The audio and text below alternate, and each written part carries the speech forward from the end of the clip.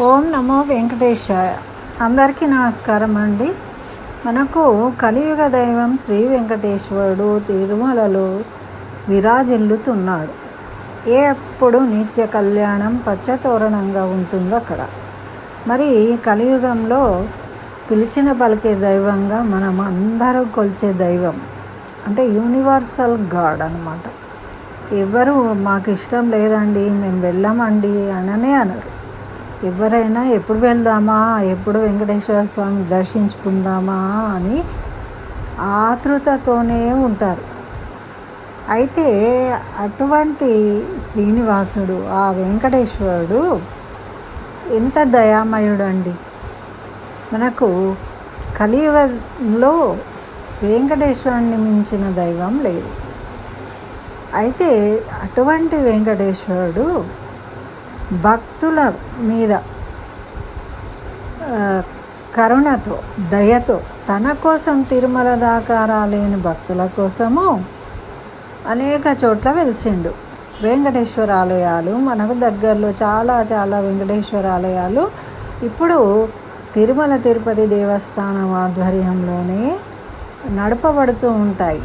అక్కడక్కడ మనకు ఈ కొన్ని జిల్లాలలో అయితే జెండా పండుగ కూడా చేస్తారు శ్రావణ మాసంలో. అంటే తిరుమల తిరుపతి నుంచి ఒక జెండాను తీసుకొని వస్తారు, ఆ స్వామివారి రూపంగా తీసుకొని వస్తే దానికి మనం వెంకటేశ్వర స్వామిగా కొలుస్తాం అన్నమాట. దాన్ని ఆ స్వామి యొక్క రూపంగా భావించి తమ మొక్కులు, కానుకలు అంత దూరం వెళ్ళలేని వాళ్ళు దగ్గరికి ఆ స్వామి వస్తాడు తానుగా. అది ఆ వెంకటేశ్వరుడి యొక్క వాత్సల్యం భక్తుల పట్ల. అయితే ఇటువంటి వెంకటేశ్వర స్వామి స్వయం వ్యక్తమయ్యి ఎన్నో చోట్ల ఉన్నప్పటికీ చాలా పేరుగన్నది. అయితే ఈ తిరుమల తిరుపతి దేవస్థానంలో వెంకటేశ్వరుణ్ణేమో పెద్ద వెంకన్న అని పిలువవలసిన అవసరం వచ్చిందనమాట. ఎందుకు అంటే ఇక్కడ ద్వారకా తిరుమలలో వెలిశారు స్వయం వ్యక్తంగా శ్రీనివాసుడు, అక్కడ ప్రత్యక్షమైందనమాట. అప్పుడు తిరుమల తిరుపతి దేవస్థానము ముందుగా ఉంది కాబట్టి అనని కొండ మీద ఉన్నాడు కాబట్టి ఆ వెంకటేశ్వరుని పెద్ద తిరుమల తిరుపతి వెంకన్న అన్నారు కదా. మరి ఈ తిరుమల వెంకన్ననేమో చిన్న వెంకన్న అని పిలుస్తారట అందరూ ప్రేమతోని. అయితే అటువంటి దానికి ద్వారకా తిరుమల అని పేరు.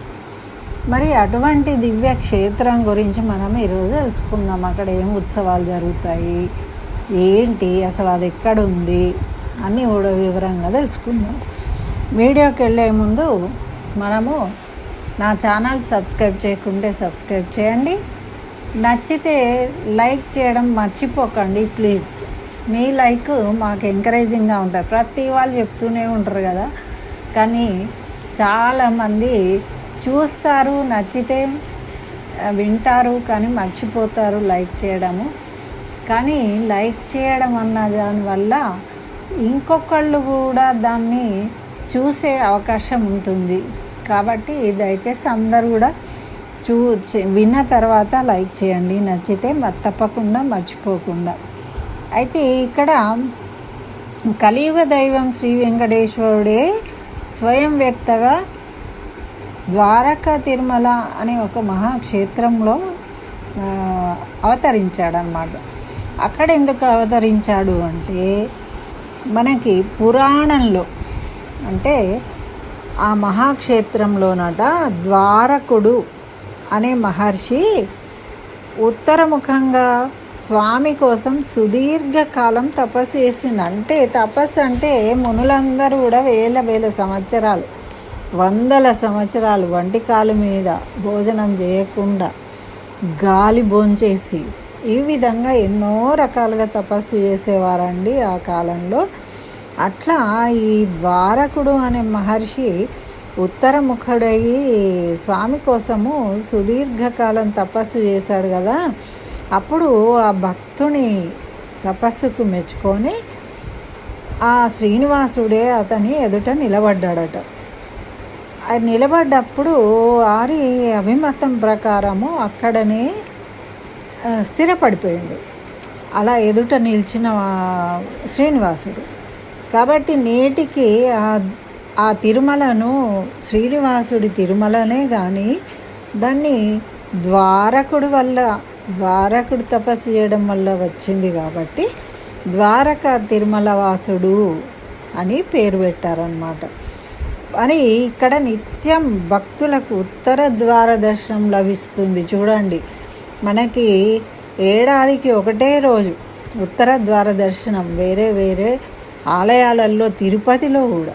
కానీ ఇక్కడ మాత్రము ఏడాది మొత్తము మనం ఉత్తరంగా దర్శనం చేసుకునే భాగ్యాన్ని పొందుతామన్నమాట.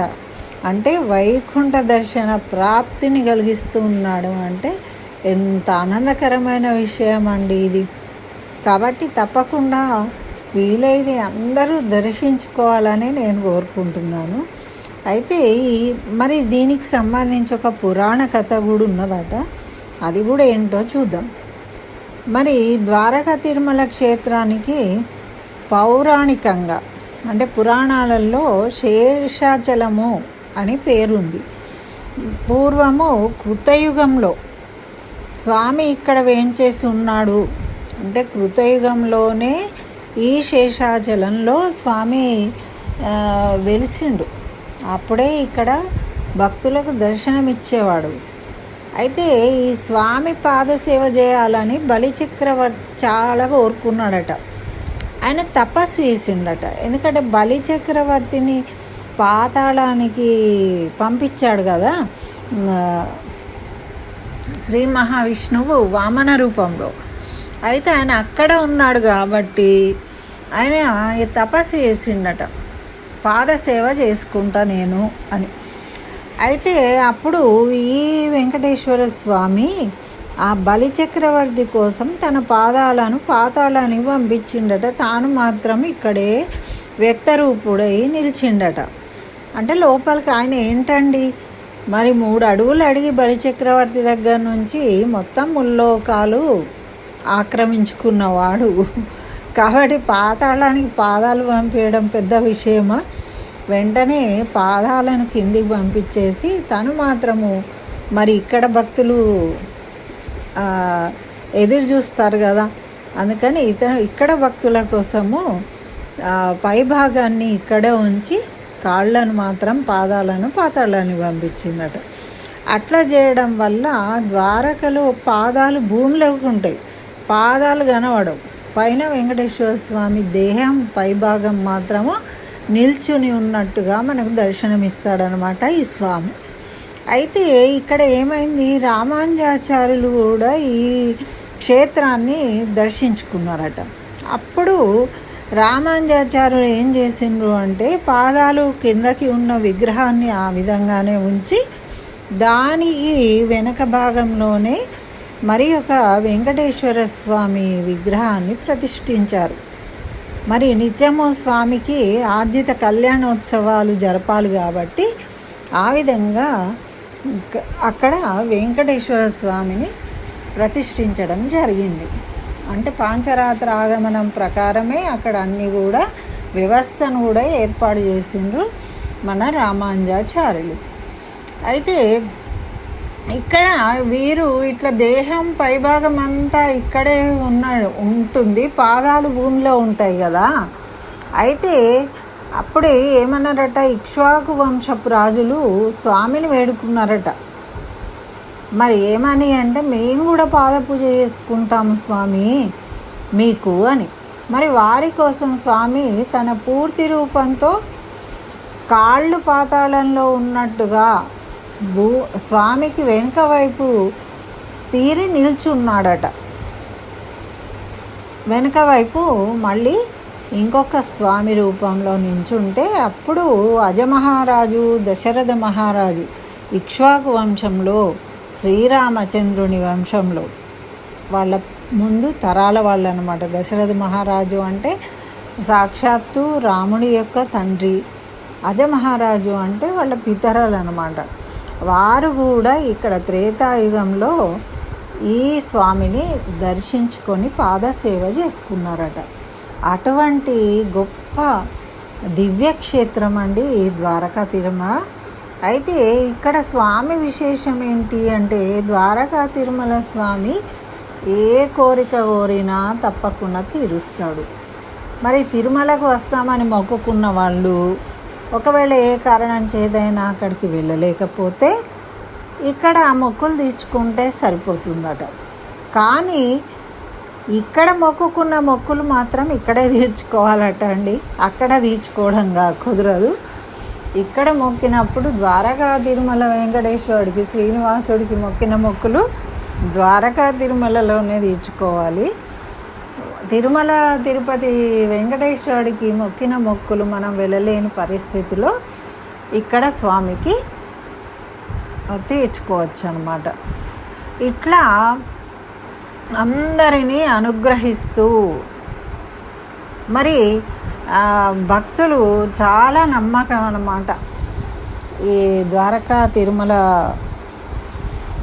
శ్రీనివాసుడు అంటే అందరికీ కూడా తప్పకుండా తమ కోరికలు నెరవేరుస్తాడు అని.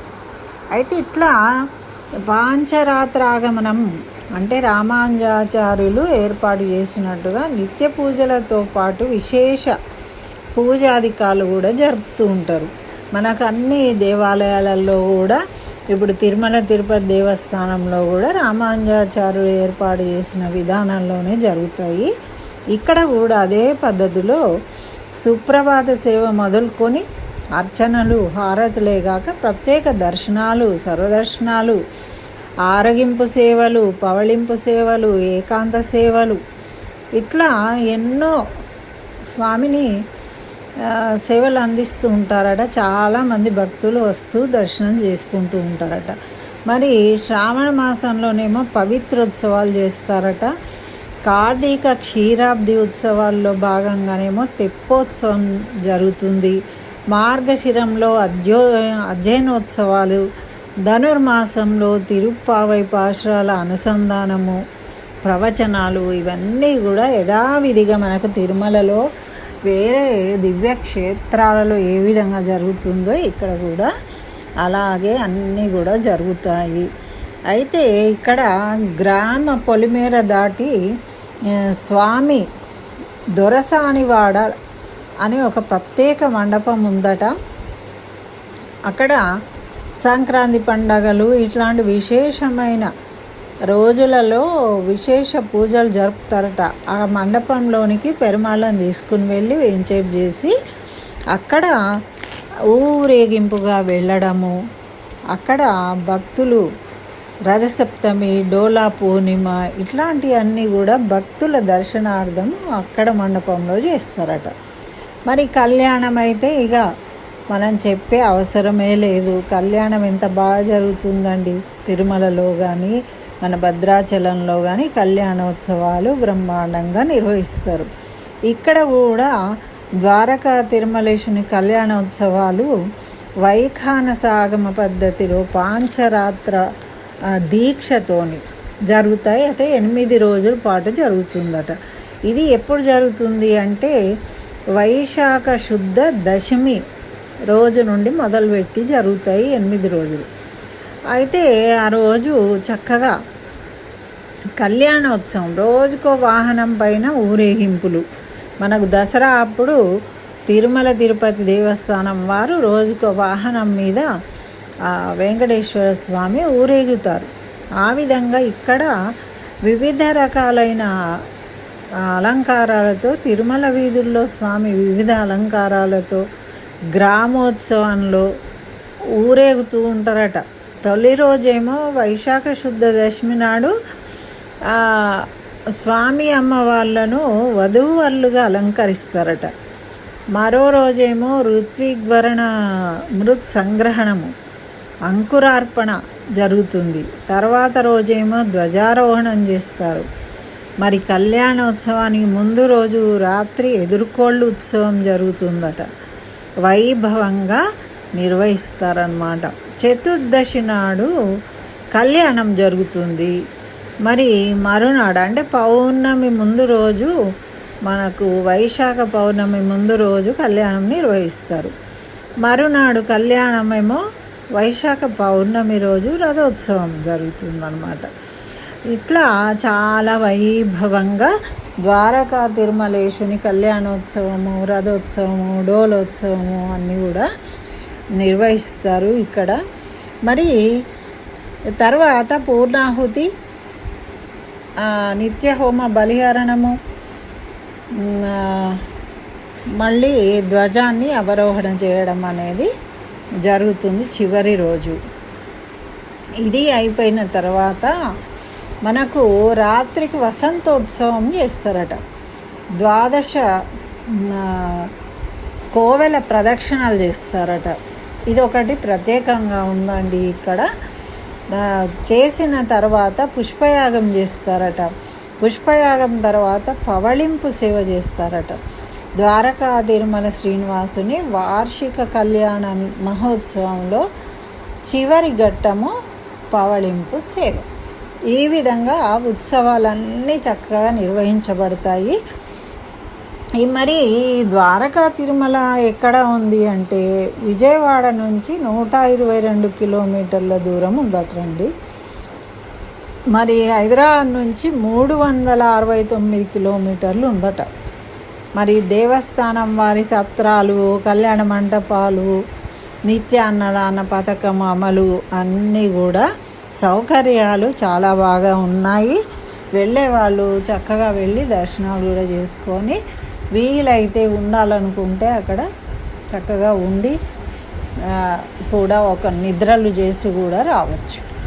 అయితే ఈ చిన్న వెంకన్న ప్రత్యేకత ఏంటి అంటే కాళ్ళు భూమి లోపలికి ఉన్నాయి అంటే స్వయం వ్యక్తమైన పెరుమాళ్ళు అన్నమాట. కాబట్టి చాలా పవర్ఫుల్. అంటే అటు దగ్గరలో ఉన్న వాళ్ళందరికీ తెలుస్తుందండి, కానీ మన తెలంగాణ వాళ్ళకు కొంచెం తెలియదు. కాబట్టి నేను అటు సైడ్ వెళ్ళినప్పుడు అందరూ చూస్తారు కదా, అవకాశం ఉంటే అని ఈ వీడియో చేశానండి. నచ్చితే లైక్ చేయండి, షేర్ చేయండి, ఇంకా నా ఛానల్ సబ్స్క్రైబ్ చేయండి. ద్వారకా తిరుమల శ్రీనివాసుని అనుగ్రహం మీ అందరికీ కలగాలని స్వామిని స్మరించుకుంటూ స్వస్తి. జై శ్రీమన్నారాయణ. సర్వం శ్రీకృష్ణ చరణారవిందార్పణమస్తు.